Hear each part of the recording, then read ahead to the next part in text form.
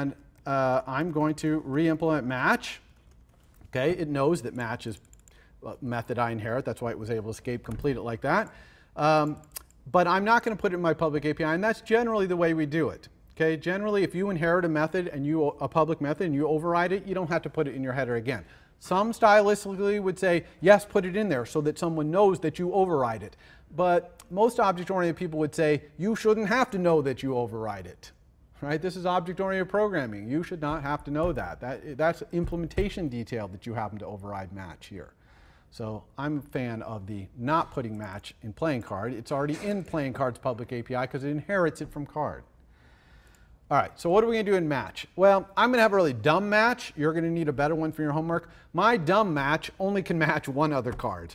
Okay, so the first thing I'm going to say here, let's go ahead and do int score equals 0 and return score.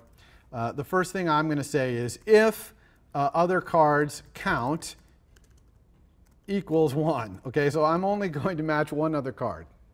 Okay, if there's two cards in there, no match. Okay, too much for me. So I'm just going to say this one thing. Now, I need that other card, though. How do I get the other card? I'm going to say card star other. In fact, I'm going to say playing card star other card equals. Now, I could do a lot of things here. I could say other cards sub 0. But I'm actually going to use a method here I want you to know called first object. Other cards, first object. Okay, first object returns the first object in an array. If the array is empty, it returns nil. Okay, that's different than saying other cards sub 0. Because if that array is empty, that will crash. That will say array index out of bounds. You see the difference? First object, there's also a last object. They just have this magic piece to them that they don't do array index out of bounds. Okay, but otherwise they return the first object or nil if there's no objects in there. Okay, I just want you to know that. I don't actually need it here because I know there's one object in that array. So this is not really necessary. I could say other card sub 0. It'd be OK here. But I'm just trying to teach you the method first object. That's all. So I got this other card. So let's go ahead and match it. What's a good matcher? Well, if the suits match, I'll give a little bit of points. But if the ranks match, I'm going to get a lot of points. So let's say if my self.suit is equal to string, the other card's suit. Okay, so the suits match. They're both clubs. Then I'm going to say the score equals 1. Okay, and we can say else or not because we're going to assume the cards are all different. So if the cards are the same, then you're only going to get a suit match, which doesn't even really make sense. But let's say if self.rank, oops, we don't even need to send a message there. If self.rank equals other card's rank, then let's give 4 points. Now, why do I give 4 versus 1?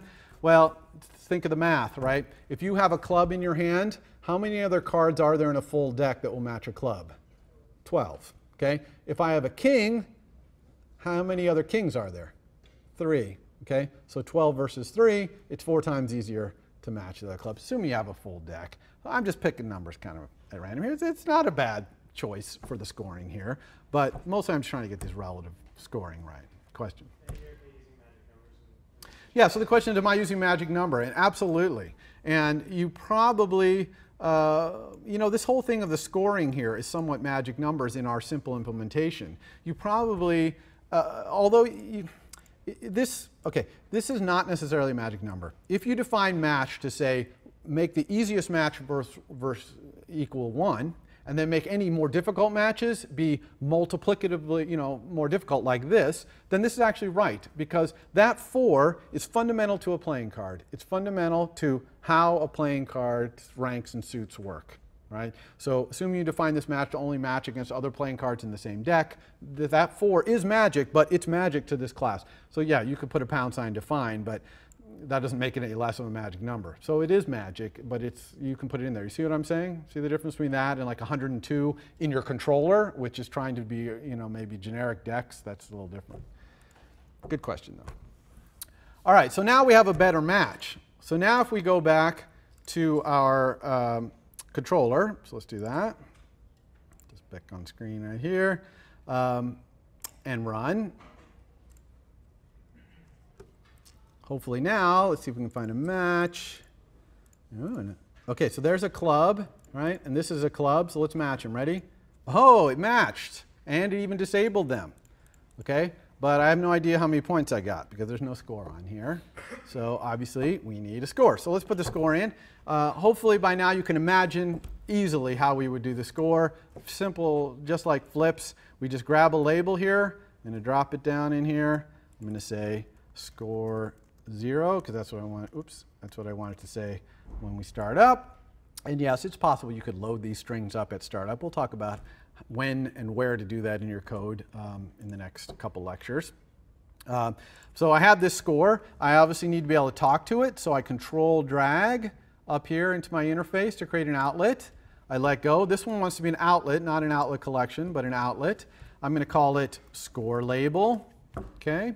It can be weak because we know that the view is going to point to it. It is a UI label. There's an outlet for it. I'm just going to update it in update UI. So I'm going to say self.scoreLabel equals ns string, string with format.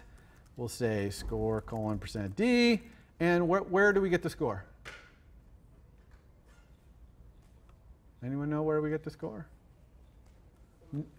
From the game, exactly, from our model, self.game.score. Okay? And I'm going to go show that just to make sure everyone understands that. Here's my card matching game. Remember that in its public API, it has the score. Okay? And we're keeping the score when we're choosing. Okay? Everybody cool with that? So that's it. That's all we need to do here to update the score. Normally we have, oops, this needs score label.text. Sorry. Okay, we need the text property of the UI label class. We're calling it setter here, set text. That's basically what's happening here. I'm setting the score. Okay? One other thing I'm going to do, just in case the score is really big, let's make that wide and run. And we'll talk about, by the way, text fields that get larger when you put text in them and stuff like that. There's a way to handle that in iOS as well. We can't talk about it everything all at once, though. All right, so let's see here. -1. Why did I get -1? Because I have a cost to flip. So every time I flip a card, I got to pay. All right. Now here's a spade and here's a spade.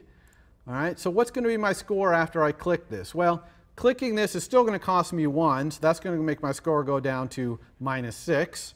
But I'm going to get 1 point for matching times my match bonus of 4 is 4 more points. So my score should be -2. All right? And it is. Woohoo. Okay, let's see if we can find it ranks that match. Oh, there's a 6 and here's a 6. Okay, so I'm going to make these two match. So what's this going to be? All right, so we're at -9 now. When I click this one, we're going to be at -10. But they're going to match. I'm going to get 4 points for the match times my match bonus of 4 is 16 points. So I'm going to be at +6. Everyone agree with that? And there we are.